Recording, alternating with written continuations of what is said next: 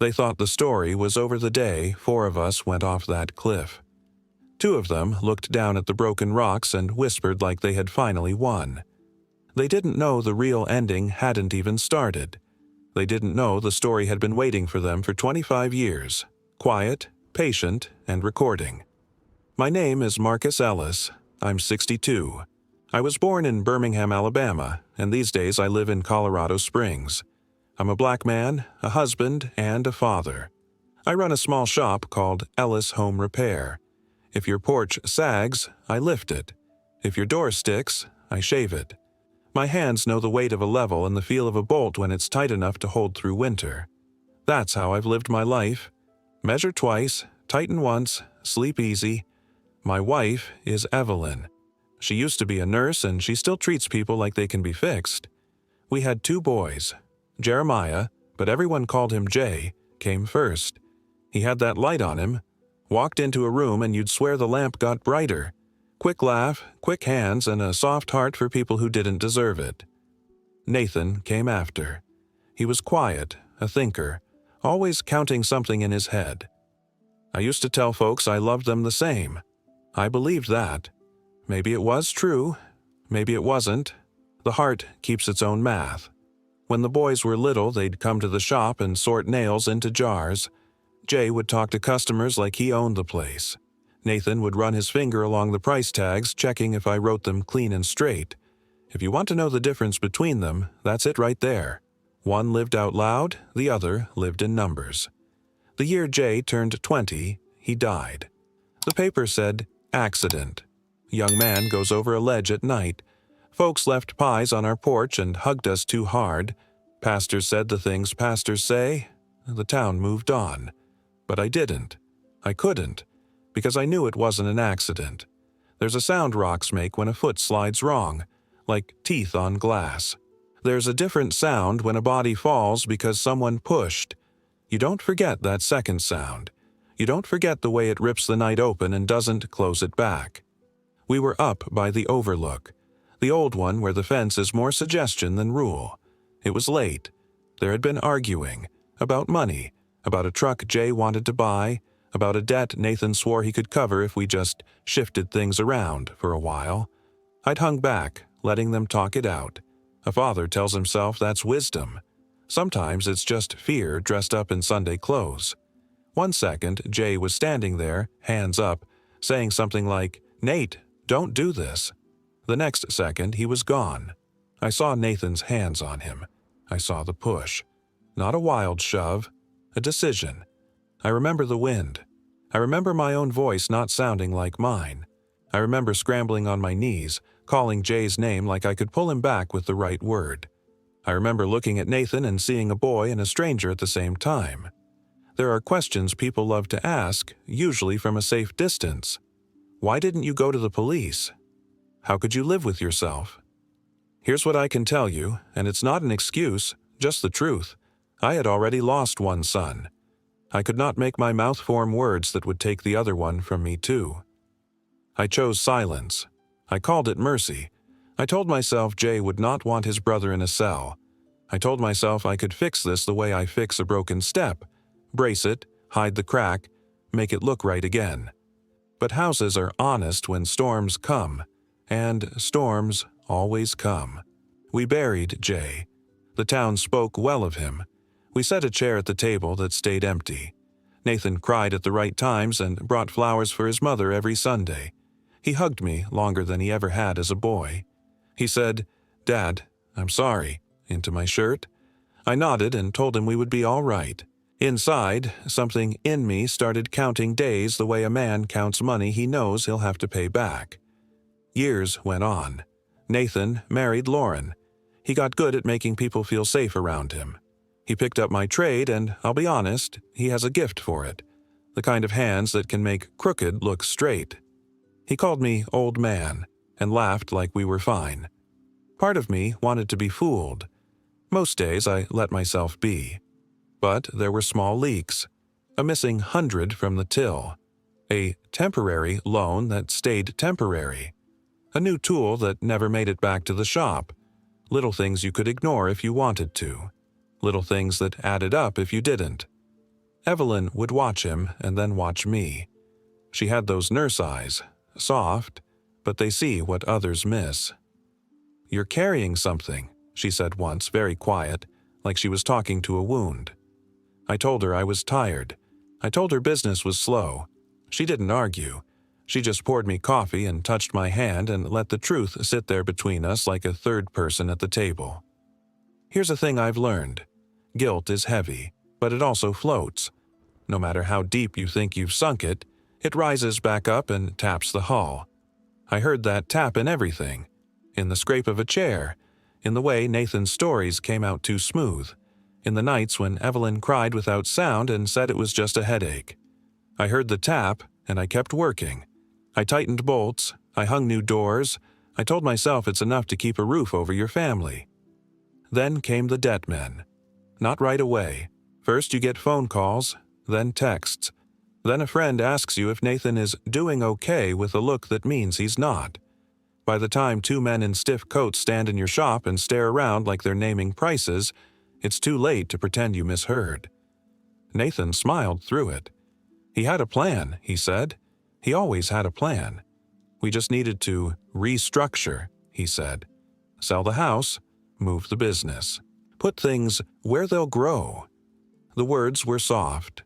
The math was cold. You might ask why I didn't speak then. Why I didn't tell Evelyn everything that night by the sink when the debt men left and our kitchen felt too small for all the air in it. I wish I could say I didn't know how. The truth is worse. I knew exactly how, and I was scared of what would happen to the last pieces of our family if I did. What I didn't know, what none of us knew, was how close the storm was. How fast a lie can turn into a plan. How a plan can turn into a push. Last year, they invited us on a family hike. It sounded sweet. It sounded like maybe we were fixing something. By then, I had lived a quarter century with a secret that ate its way through every board in our house. I didn't yet know that day would take us back to the same kind of edge, that the past would come up the trail behind us, quiet as a shadow. I'll say this much. The two people who thought they were finishing their victory on that cliff had no idea we were already listening. They didn't know a story can carry for miles on a single honest voice. They didn't know a phone in the right pocket can weigh more than a gun. But that is for later. This part of the story belongs to the choice I made before all that. To love without truth, to call it protection, and to learn the hard way what that kind of love turns into. It turns into nights where sleep won't come. It turns into a son who thinks he can charm the world into forgetting what he did. It turns into a father who keeps a chair at the table for a boy who isn't coming back, and another for a man he's afraid to truly face. People say time heals. Maybe it does, if you give it enough truth to work with. I didn't. I gave time a lie and begged it to act like medicine. Time doesn't do miracles like that. So here I am, telling you how it began. With a fall that wasn't an accident. With a silence I called mercy. With a family that looked fine from the street and creaked in the wind when no one was listening. And here's the question I couldn't shake even before that hike. When the bill for my silence finally arrived, what would it cost and who would pay? I remember the taste of metal in my mouth that night, like I'd been chewing on a nail. The sky was clear, the kind of clear that makes you think you can see forever. You can't. You can only see as far as your choices let you. Jay was gone. The air was still arguing without him. Nathan stood 3 feet from me, hands open, breathing hard. Not panicked, measured. He looked at me the way a man checks a door he just locked, waiting to hear the click. "Dad," he said, voice low. "It was an accident." There's a lie people use when they want you to join it. They speak it soft. They leave room for you to slide in beside it. I didn't answer. I went to my knees and felt along the edge for any path down. There wasn't one safe enough for a man with a beating heart. I shouted Jay's name until my throat burned. The night threw my voice back at me like it was tired of the sound. I called 911. I said my son had fallen. I said we were by the old overlook. I didn't say we were arguing. I didn't say I had seen hands push and not pull. I didn't say I had looked at my youngest boy and watched the shape of him change. When the deputies came, their flashlights cut the rocks into pieces. One of them, a tall man with a calm face, asked if there'd been drinking. I shook my head. He asked if we'd fought. I said, "Brothers talk loud sometimes. You know how kids are."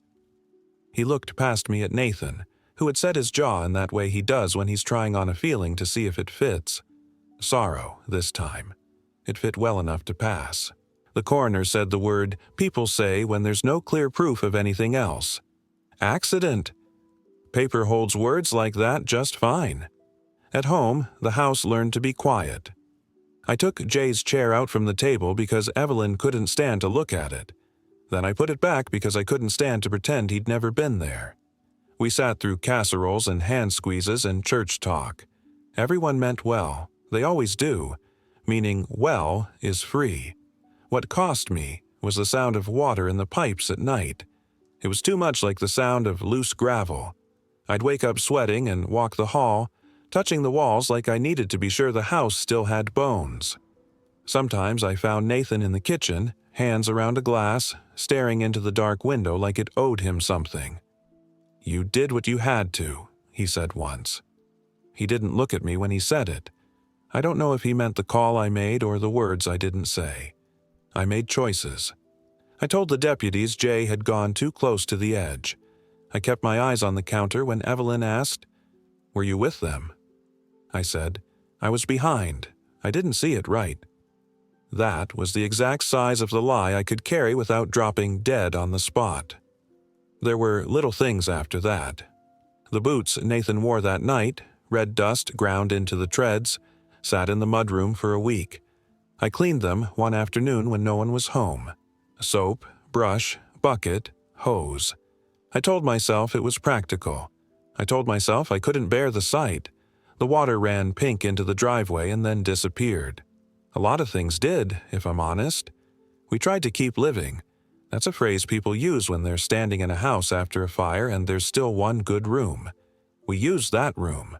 We used it hard. Years moved the way a bad knee heals. Enough to walk, not enough to run. Nathan brought flowers for his mother and learned to fix drywall with the kind of care that makes a wall look new again. He laughed easier than he had as a teenager. He did favors for neighbors. He went to church and stood when they said stand and sat when they said sit. Folks called him a good man and clapped my shoulder like I'd done something to shape him that was worth admiring. Sometimes I believed them. Sometimes I looked at his hands and remembered what hands can do. When he met Lauren, I saw why he picked her and why she picked him. She liked order. She could stack a dishwasher like a mason lays brick, tight and even. She smiled with her whole face and looked you dead in the eye. She listened. She also knew how to take a gift and call it a partnership, which is a useful way to live if you plan to need a lot from people. They had 2 kids, Maya and Caleb. The first time I held Maya, I felt something in me loosen that had been clenched so long I forgot it could move. I wanted to be only a grandfather, not a judge, not a witness, not a man with a secret under his shirt. But secrets don't sit still. They hum like a transformer on a power pole. You can hear it if you stand close enough. Small leaks turn to damp spots. 100 missing from the till 1 week. A tool borrowed for a side job and never returned. Evelyn would find a notice from a credit card company I'd never heard of, slipped under mail like it was a shame to be seen. I asked Nathan about it. He smiled that same soft smile and said, "I've got it covered, Dad." If money was a room, he always stood in the doorway blocking the view. I kept paying what I could pay. I kept believing what I could stand to believe. Evelyn would sometimes stand at the sink, hands in the dishwater long after the plates were clean, eyes far. "Tell me what I don't know," she said once, not like a demand, but like a prayer with nowhere left to go. I opened my mouth and shut it. Not because I didn't trust her, because I was afraid that if I said it out loud, the floor would finally give way and we'd both go through. Then the men in stiff coats walked into my shop. They didn't look at the shelves or the workbench. They looked at the ceiling and the exit. the way people do when they're imagining how to take something apart and carry it out. They were polite. They said words like delinquent and collateral. They left a card. "Have him call us," one said, tapping the number. "Soon." I called Nathan. He had a new idea. He always had a new idea. "We restructure," he said. "We move the deed. It's safer if the business is in my name anyway. I can get better terms. We downsize the house. You and Mom deserve less stress. You can rest." Rest. That word landed like a rock in my chest. Rest is for people who have told the truth. I told him no. He smiled like we were bartering. He said we'd talk later when I'd had time to think. I hung up and stood in the empty shop with the smell of sawdust and oil all around me and felt like a man standing in a church after the preacher turns off the lights. Everything looks the same, but nothing is the same. That night, Evelyn sat across from me at the table. No TV, no radio, just the clock and her breathing. "You're not sleeping," she said. "I sleep," I said. "You're not eating." "I eat." "You're not here." That one I didn't answer. She reached into the drawer and laid down a photo. Jay and Nathan as boys, sitting on the tailgate of my truck, legs dusty, faces sunburned, grinning like trouble and promise at the same time. She tapped Jay's face. "He doesn't leave you alone, does he?" "No," I said.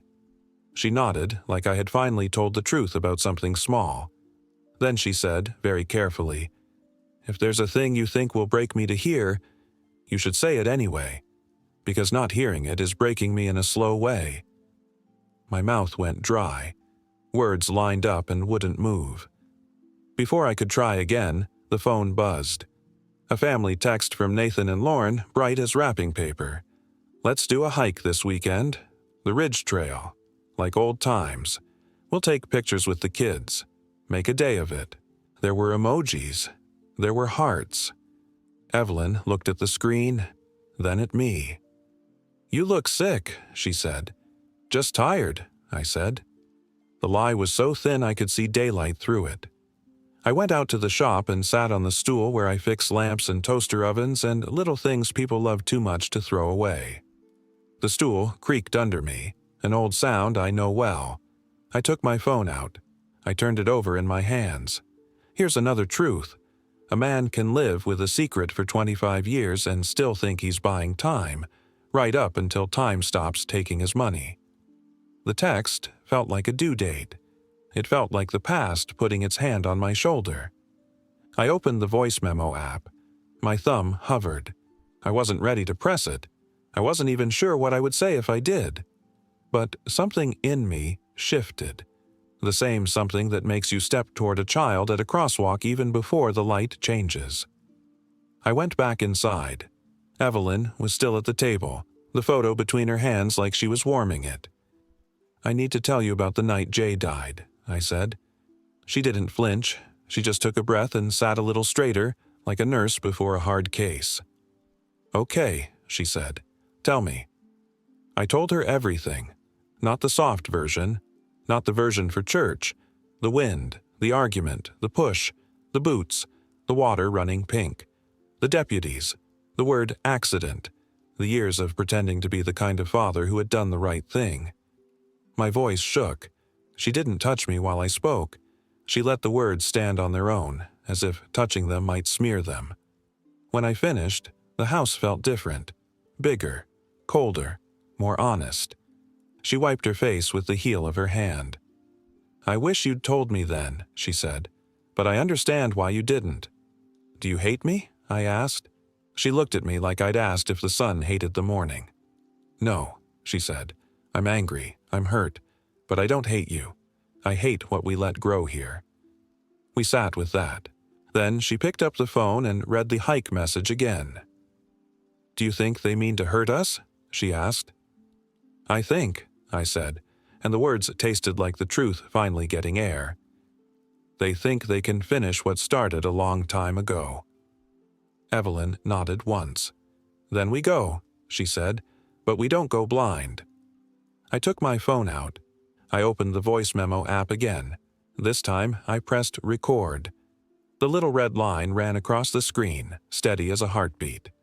If I'd been the man I should have been 25 years ago, I would have gone to the police. I can't change that. But I could make sure that if the cliff came for us again, the cliff wouldn't own the story. I didn't know how the weekend would end. I didn't know who would walk back down that trail and who wouldn't. I only knew this. Silence had been my sin. Proof would be my penance. The morning we took the ridge trail, the house looked honest. Sun across the table, coffee steam, 2 mugs. You'd think it was any other Saturday. It wasn't. I could feel it in my chest the way a man feels weather in old bones. Pressure, not pain, but close. We didn't tell anyone we were scared. We moved like people who had chores. Evelyn folded a sweater. I checked the truck tires. Small things that make a day look normal. I packed like I was going to a job I didn't want to finish. Water, snacks, a little first aid kit I always keep in the glove box. I charged my phone to 100 and clipped a small power bank to the inside of my jacket. I opened the voice memo app and renamed a fresh file shopping list. I tested it once, screen off, pocketed.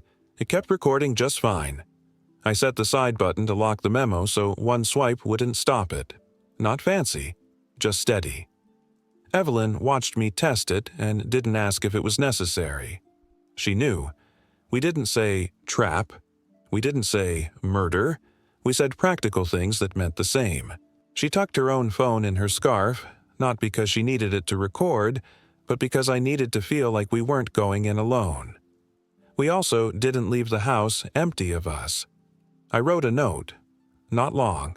I put it in an envelope and gave it to our neighbor, Mrs. Dalton, who has known my boys since they were sticky with popsicle and dirt.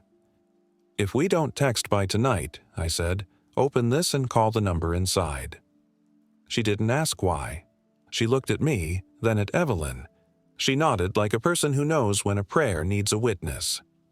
On the drive, the mountains looked close enough to touch. Pines like green teeth, sky too blue for a hard day. I kept my hands at 10 and 2 and tried to slow my breathing. Evelyn broke the quiet. If it turns, she said, we don't fight their plan. We use it. You sure? I asked. I'm sure, she said, eyes forward. I was a nurse. I know the difference between drama and survival. We met them in the gravel lot. Nathan had on a fresh jacket, bright red like he was trying out a new skin.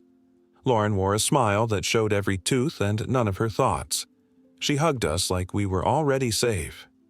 Kids are with friends, Nathan said, light, casual. They'll come next time. Of course, they wouldn't bring the kids. I smiled and said it would be nice to have a picture to show them. I said it like a man who wants to make a day special. I turned my phone on record with my thumb in my pocket. The trail started wide and friendly. It narrows near the ridgeline, like the mountain is choosing who gets to keep going. We walked 2 by 2 at first. Lauren fell in step beside Evelyn, asking about her knees, about her garden, about a show she'd heard was so sweet. Nathan kept pace with me, easy stride, hands loose. He always knew how to be pleasant when it helped him. You think about the house? He asked like he was checking the weather. Every day, I said. Makes sense to simplify. He kicked a stone off the path with the side of his boot. We both watched it bounce, bounce, vanish. Paperwork is a pain when you're older. I can handle it. Power of attorney. You and Mom don't need that kind of stress. What kind? I said, as if I didn't know. The kind where one bad fall and the bank is holding your life while you're trying to heal. He smiled without teeth. We can put everything in a safer structure. For you. For us, I said. For the family, he corrected. He always chose the biggest word that cost him the least. Behind us, Lauren kept up a soft stream of comfort. You two should travel more, she said to Evelyn. Let us take the weight. The business too. She caught herself. Nathan has the energy. Energy's good, Evelyn said. If you didn't know her, you'd think she was agreeing. If you did, you'd hear the test in it. We stopped at a turnout where the trees opened to a clean shot of the valley. Beautiful, Lauren said, pulling out her phone. Let me get one of you two. She took a step closer to the lip than anyone needed to. Just a little to the left. The light's better. Evelyn didn't move. She wrapped her arm through mine like a woman in love with her husband and not like a woman holding herself in place. I put my hand in my pocket and watched the little red line I couldn't see. Nathan drifted to my other side, angling us toward the edge with choreography so gentle it felt like a breeze. "You hear about the Hendersons?" he said. "He slipped getting a photo last fall. Tragic. Papers tied up for months. The house is still just sitting there." "That right," I said. "Wouldn't happen to you guys," he said, tone syrup sweet, "because we're here. We'd help right away." "Right away," Lauren echoed. She kept framing and reframing the shot without taking it. "Marcus, tilt your chin up a touch." I tilted my chin and kept my feet where they were. "You ever been on this ridge at night?" I asked Nathan, the words easy, almost a joke. "Night's risky," he said. "People make mistakes," I said. "They do," he said. He looked at me then, really looked, measuring if I was still the same man who had chosen silence. I gave him nothing but a father's open face. We walked on. The air thinned the way it does higher up, cleaner, meaner. The guardrail at the next overlook was half broken, 3 posts missing, wire sagging. A small sign warned people not to lean. It looked like a suggestion written by someone who had never raised a son. Lauren made a soft sound like delight. "Oh, this one's better," she said. "We should all 4 be in it. Marcus, why don't you set your phone over there on that rock? Put the timer on." She pointed toward a flat stone close to the opening. "It'll catch the whole view." "If I set my phone down," I said, fiddling as if to comply, "you might need to help me with the timer. These old hands." "Happy to," she said, already reaching. Evelyn's fingers found mine for half a second. 1 squeeze. We had agreed. 1 squeeze meant stay close. 2 squeezes meant fall with me. We were past the point where 3 squeezes would help. I took a breath like any man lining up a picture. I fumbled with the screen in a way that left the memo running and the camera open. I tilted the phone so if it slipped, it would slide toward my boots, not the drop. Nathan positioned himself behind me at a slight angle. No full push, I realized. Just that steady pressure most people don't notice until it's too late. Lauren guided Evelyn with the same touch a nurse uses to move a patient. Gentle. Total. "Perfect," Lauren said, voice bright. "Everyone say, family." "Family," we all said, and the word came out of us in 4 different languages no one could hear. Mine sounded like a promise. Evelyn's sounded like prayer. Nathan's had coin in it. Lauren's had future.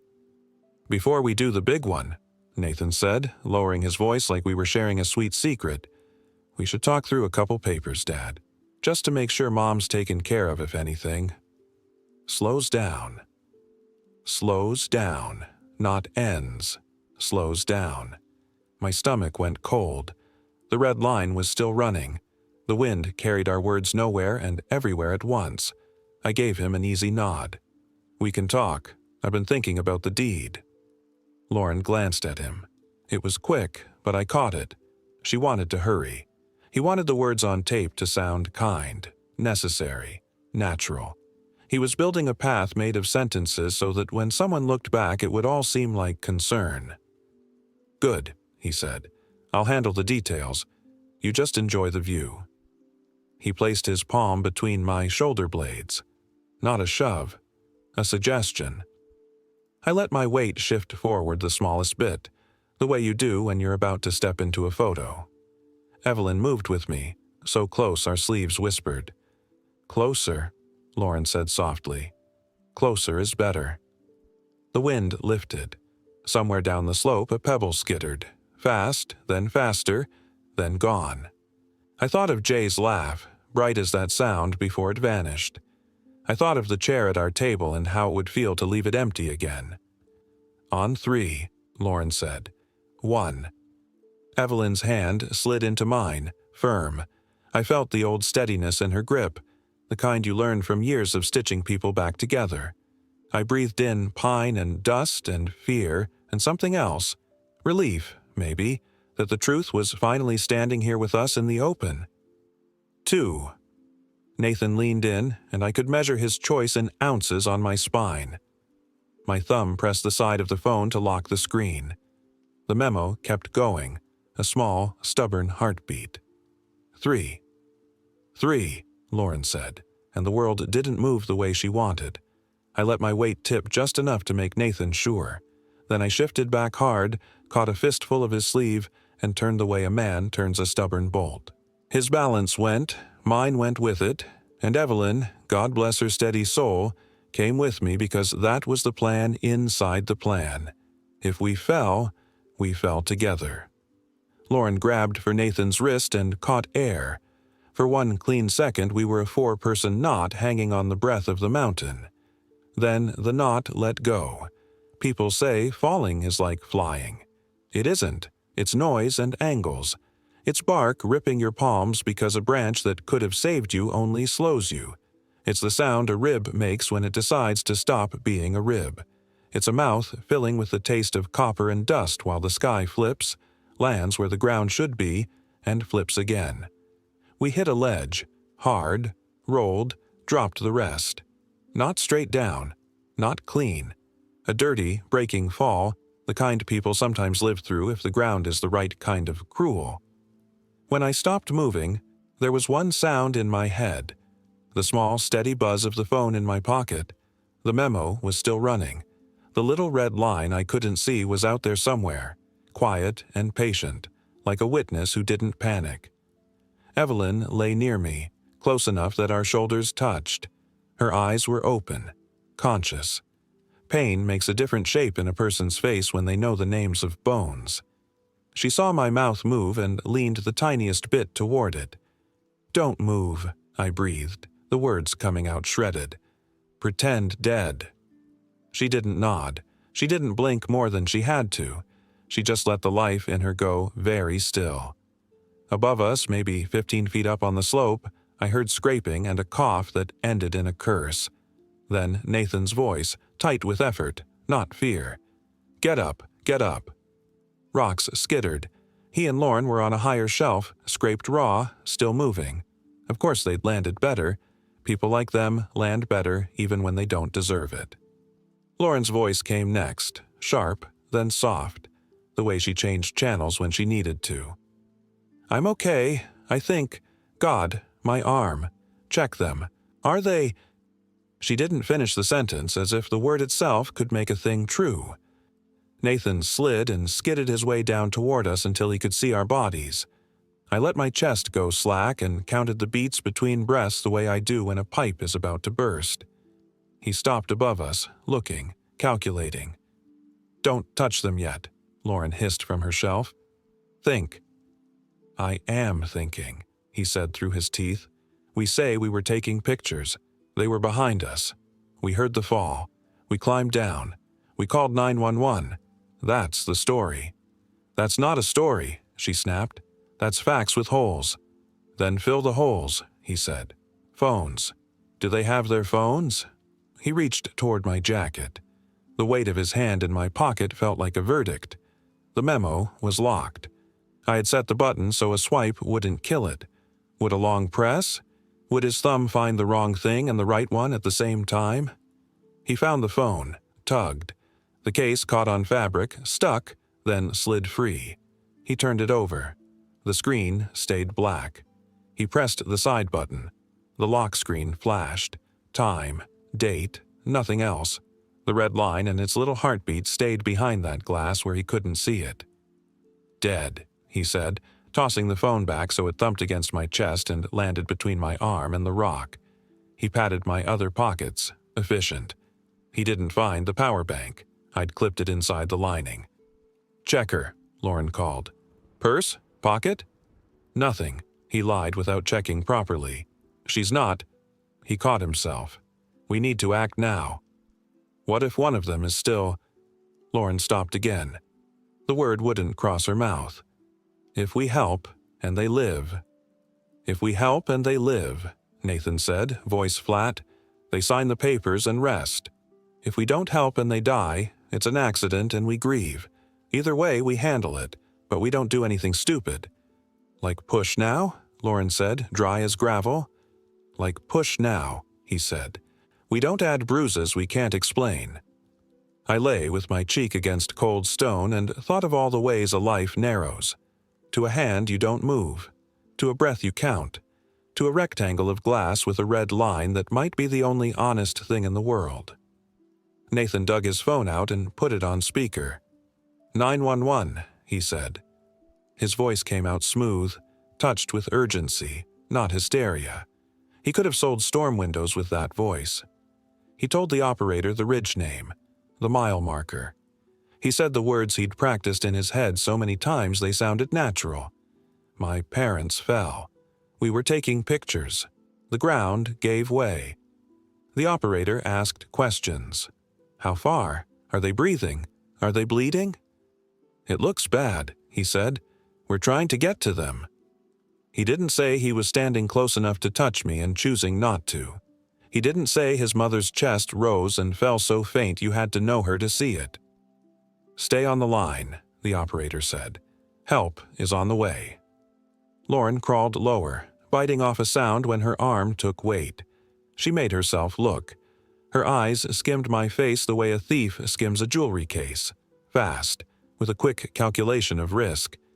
She leaned close to Evelyn's ear, a little too hungry, and whispered, You always said we were family.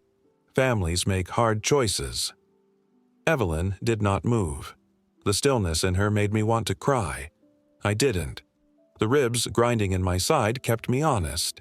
Minutes stretched into something long and mean. A hawk drew a slow circle above us like it had paid to watch. Lauren and Nathan whispered. They tested lines. They decided where to put tears. When did you last see them standing? What photo were you taking? Did they seem dizzy? They sanded their story until their palms got hot. I thought of Mrs. Dalton with her envelope and her good sense. I thought of the way truth travels, sometimes by foot, sometimes by wire, sometimes by a cheap microphone hiding under a lock screen. I thought of the bill I owed my oldest son and the one I'd handed to my youngest. Far off, a siren took a breath and started to sing. It's funny how hope and fear sound alike when they're coming up a mountain road. Nathan stiffened. Okay, he said, voice pitched for the phone and the future. Stay with me, Mom. Dad, hang on. He knelt and pressed 2 fingers to my neck with just enough pressure to say he knew exactly what he was doing. Footsteps above. Voices that didn't belong to us. Hikers, not deputies yet. A woman's voice. Oh my God, are they... A man. Call 911. The woman. He's already on. No, he's... Sir, he's on with them. The story was assembling itself in public, which was exactly what they wanted and exactly what they hadn't planned for when the story refused to obey. Can we help? The man asked, breathless, peering down. We've got a first aid kit. Stay back, Nathan called up, perfect pitch of command without authority. The ground is unstable, we've called. They're breathing. Evelyn's hand found mine. The smallest brush, 2 squeezes, fast. Fall with me, our old code, but now it meant something else. I'm here. I gave 1 squeeze back. Stay. Rescue took its time the way rescue always does when every second is a paragraph. Ropes. Shouts that sound like questions but are orders. A paramedic with a calm face telling hikers to move up trail.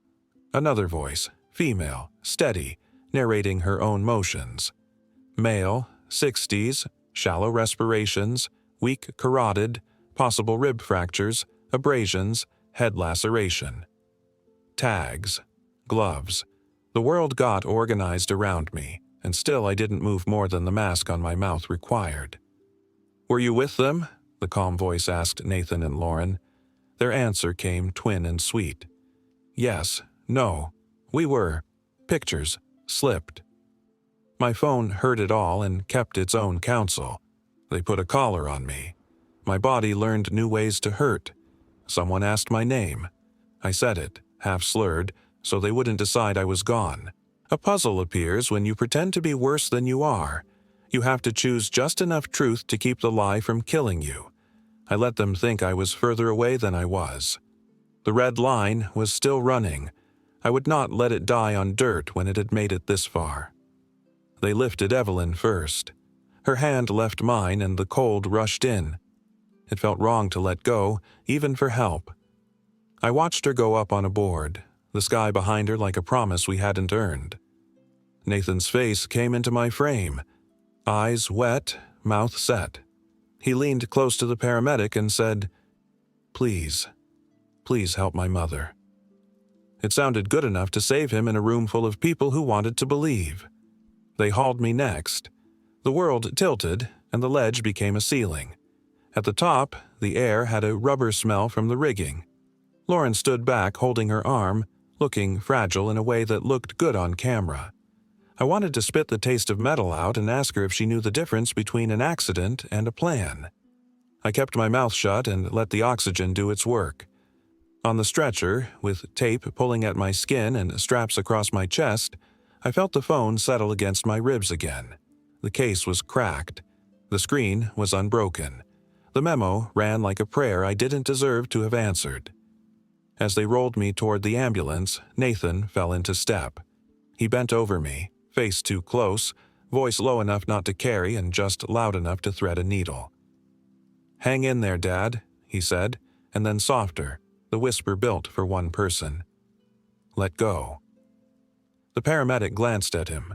Her eyes narrowed. Tiny, almost nothing. She filed it, I could tell, the way professionals file things. Not a conclusion, just a note.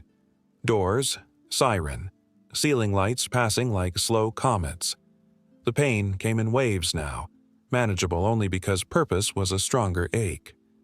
I turned my head as far as the collar let me and found Evelyn in the next rig, a flash of her hand under a blanket. She held up one finger. I understood. One more place. One more test of what we could stand still for. I closed my eyes and held on to the sound of the recording inside the quiet. People think truth is a shout. Sometimes it's a red line ticking forward under glass while the world tries to talk over it. At the hospital, there would be bright rooms and fast hands and a voice we didn't expect that would tilt the story in a way even Nathan hadn't planned for.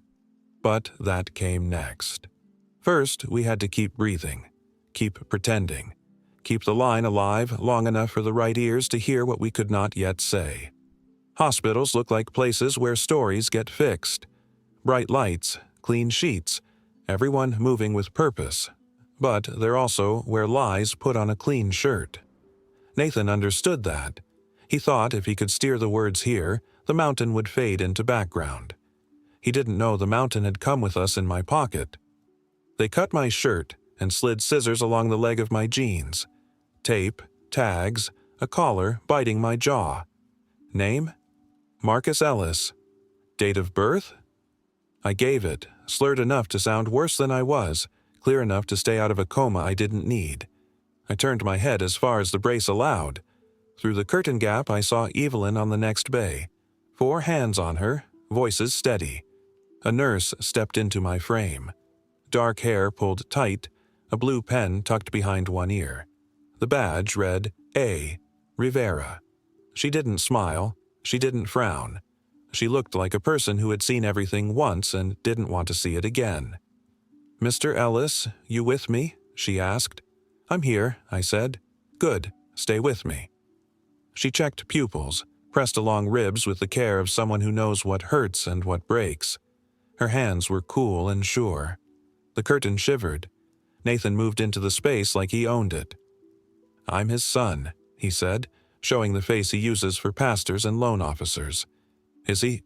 "Sir, step back," Rivera said without looking up. Not rude, final. He obeyed a little, which is how men like him argue. I felt for the phone with my mind, like I could hold it there by wanting it. I couldn't see it, but I felt its weight where the strap crossed my chest. The memo was still running. If I died, I wanted that red line to outlive me. "Where's my jacket?" I asked, voice thin. "In belongings," Rivera said. "You can have it once you're stable." Phone. I whispered. Right pocket. Voice memo. Shopping list. Please don't let anyone touch it. I didn't say why. I didn't say who. She looked at me then. Something passed across her face, quick as a blink, heavy as a decision. Okay, she said. Just that. Okay. They rolled Evelyn past, heading for CT. Nathan ghosted alongside like a shadow that forgot to be quiet. He leaned down over her, close enough that his breath would have warmed her cheek if she'd let it. He whispered, a needle of sound meant for one ear. It's better if you let go. Rivera was there. She heard it. I saw the way her eyes narrowed a half-inch. Not shock, not drama. Note taken. Sir, she said again, more steel in it now, you need to give us space. He straightened, hands up. Of course, it's my mother. Rivera moved, one step and a pivot, and the world rearranged. Security at the door, a charge nurse near the desk, a social worker who appeared like she'd walked out of the wall. No raised voices, no scene, just quiet pressure like a hand guiding a cart away from a ledge. They wheeled me to CT. The tube hummed. Lights clicked. The ceiling tiles were as interesting as they ever get. On the ride back, Rivera was the one at my shoulder. You said there's a voice memo, she said, low, like she was asking about family pictures. Yes. Is it important? It's the difference between accident and what really happened, I said. Okay, she said again, and then, I believe you. Back in the bay, I saw my jacket in a clear bag at the foot of the bed. Rivera unsealed it, slid the phone out like it was a bird with a broken wing, checked the screen without waking it. She didn't press anything. She didn't need to. She tucked it under the sheet by my ribs and taped the corner down where a hand would have to work to get at it. Hold on to that, she murmured. Nathan and Lorne reappeared with a story that had already been sanded smooth. He did talking. She did eyes. They slipped, he told anyone who passed. It all happened so fast. He touched his own chest when he said fast, like a man recalling battle. He never once said push. Rivera vanished and came back with a man in plain clothes who fit the ER like he didn't want to take up space. Gray at the temples, tired tie, a notebook that had seen rain. Detective Coleman. He stood where Nathan couldn't see him and where I could. Mr. Ellis, he said, you up for a few questions? He adjusted so I could see his badge and his eyes at the same time. Calm, not bored, not eager, listening. I am, I said. But first, my phone. Rivera slipped it into my palm under the sheet, where no one but God and a careful nurse could see. I unlocked it with my thumb, found the memo, pressed play, and turned the volume to where only Coleman and Rivera would catch it. The ridge came back into the room. Wind. Nathan's voice suggesting papers, just in case anything slows down. Lauren's, closer is better.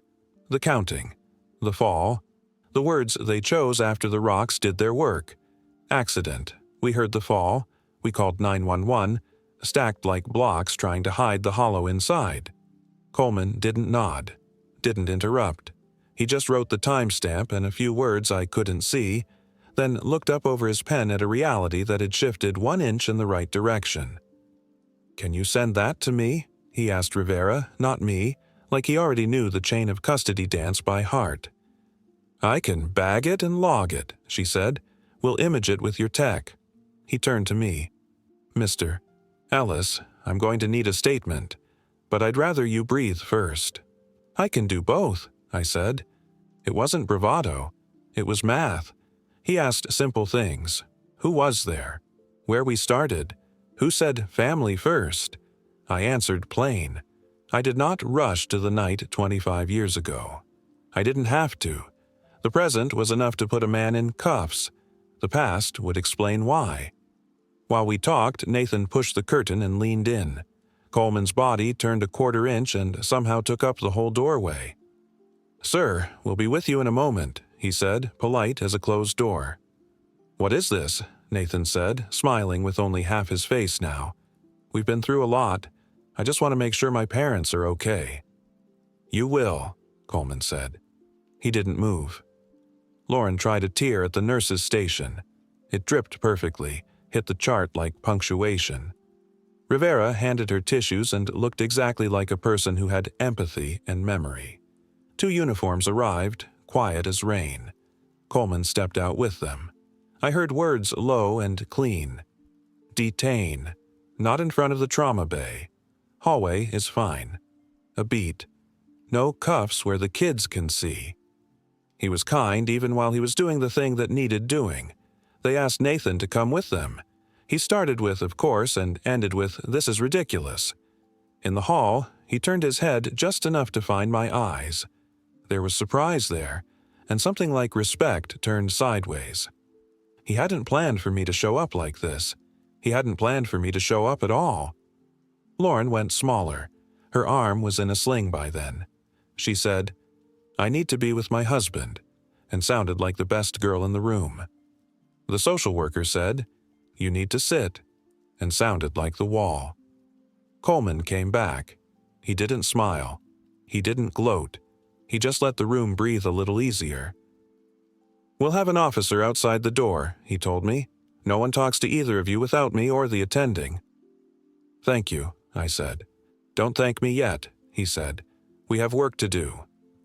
I slept a kind of sleep that isn't rest, just a turn of the key. When I woke, Evelyn was beside me, not close enough to touch, close enough to count. She had a new line on her cheek from the tape. She was awake. Rivera stood at her shoulder like a lighthouse. "What did I miss?" Evelyn asked, voice raw and calm at once. "Enough," I said. "Not all." Coleman came the next day and the next, and on the 3rd day I told him the thing I had never said to anyone who could put ink to it.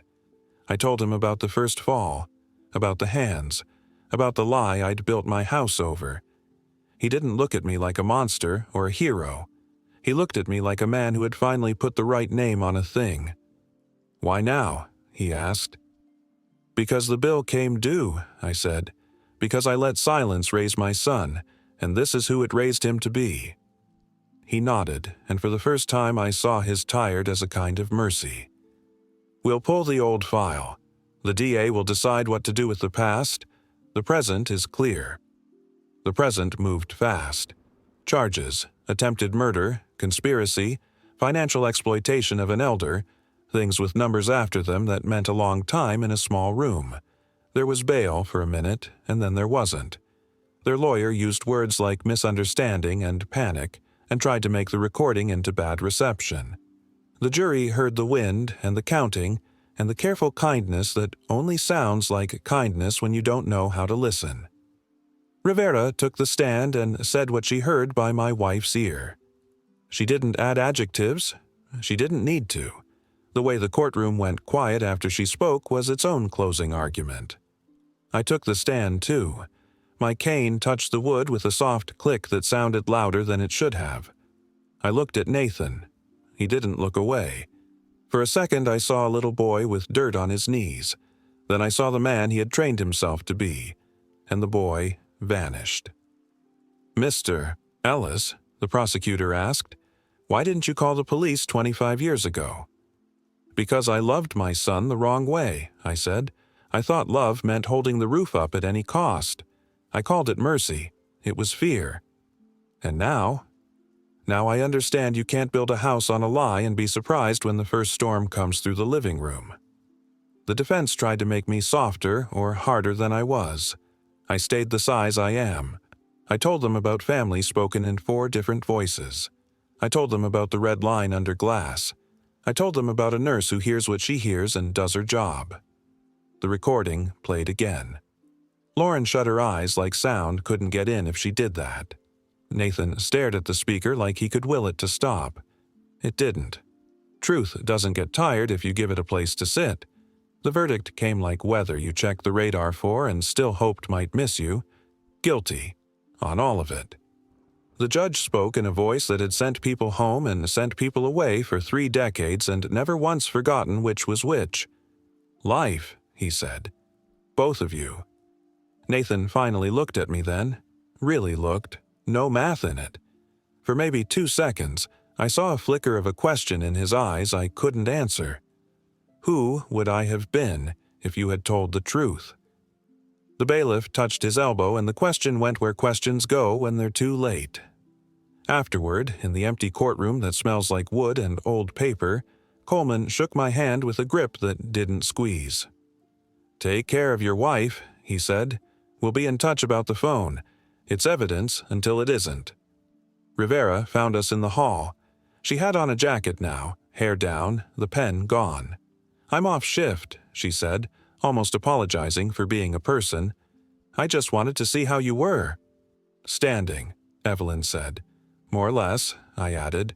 Rivera nodded. "Good." She hesitated, then said, "For what it's worth, I'm glad you pressed record."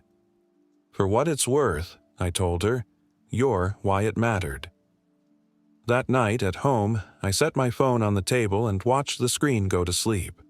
The red line was safe in files and backups and evidence lockers now. The house clicked in the wind. The chair across from me was empty and always would be, and another chair was empty because I had waited too long. I thought about what to do with the space that left.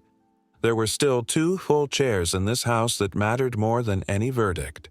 Their owners were asleep somewhere else, dreaming the kind of dreams kids dream when adults have kept too many secrets for too long.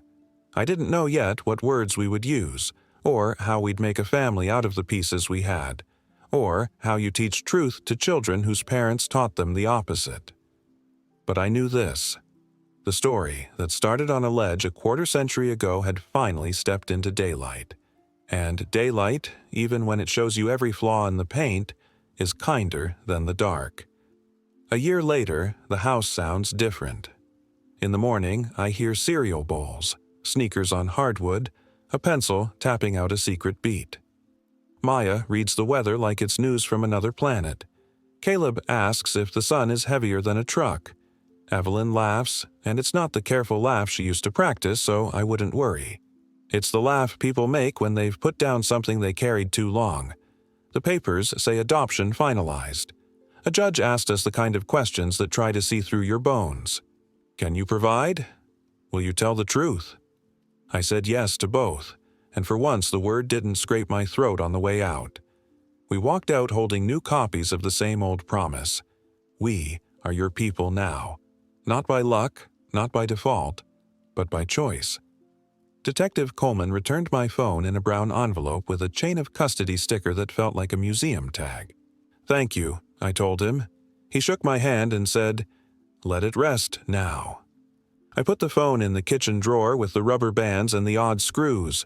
The recording didn't need to watch over the table anymore. Truth had a chair here now, but this isn't a fairy tale. There's still a room we don't use some nights because grief sleeps there, face to the wall. The kids ask hard things in soft voices. Why aren't Mom and Dad at the school play? Why do people do bad things and call them love? We don't answer quick. We sit with them until the real answer shows up. Because people get scared and selfish, and if no one stops them early, the fear learns their name. Then we say the other thing that matters just as much. You are not what they did. On Saturdays, Caleb follows me to the shop. He slides nails into jars the way his Uncle Jay once did. "How tight is tight enough?" he asks, holding a bolt. "Tight enough to hold through a storm," I say, "but not so tight you crack the wood." He nods like I've given him a secret. Maybe I have. Maya helps Evelyn in the garden. They plant tomatoes in straight lines, string the vines to a level like students learning a new alphabet. One afternoon, Maya finds a photo of Jay and Nathan as boys, dust on their knees, joy on their faces. She brings it to the porch. "Who is he?" she asks, pointing at Jay. I tell her about a brother who could fix a thing just by touching it, a laugh that could pick up a tired room and set it back down right. She asks why he isn't here. I take a breath, and I tell her the kind of truth children can carry without dropping. We lost him because someone made a terrible choice. She looks at me a long time, and then she sets the picture on the rail and says, "Then we have to be extra good with our choices." I say yes. It's the best prayer I know. At night, when the house is quiet, I still hear two sounds. The old one, which is the wind, and the new one, which is relief. Sometimes I sit at the table and write Jay a letter I'll never send. I tell him about Maya's fierce little heart and the way Caleb says, "Granddad," like he invented the word. I tell him his brother is where choices lead when no one tells the truth in time. I don't make excuses for either of us. I sign my name and fold the paper and put it in the drawer with the phone, not because I need proof anymore, but because memory deserves a place to lie down. We visit the ridge once, not to test fate, to honor it. The fence has been repaired, new posts, new wire. I rest my hand on the top rail and feel the smoothness of wood that was carved to keep people safe. Evelyn takes my fingers. We don't stay long. We don't need to. The view isn't a sentence anymore. It's a period. On the way back, Maya asks from the rear seat, "Granddad, are we safe now?" The truth is not a blanket, but it is warm. "We're safer," I say, because we say things out loud. She considers this like a scientist with a new rule and nods. Caleb says, "Also because we wear seatbelts." We laugh. Both are correct. If you're listening, here's what I learned too late, but not too late to matter. Love without truth is a blindfold. Truth without love is a blade. You build a life with both. One as your level, the other as your glue. When the storm comes, and it always does, you don't stand there wishing. You tighten what will hold. You let go of what won't. You choose who you'll be while the wind is still far away. This is where our story lands. Not on a cliff or in a courtroom, but at a table with 4 chairs, all of them filled. The house still creaks sometimes. That's fine. Houses talk. So do we. If this story moved you, even a little, subscribe, tap like, and leave a comment. On this channel, we share true feeling stories about ordinary people with complicated lives, the kind that make you ask hard questions and look for better answers. Your support helps these stories find the folks who need them next.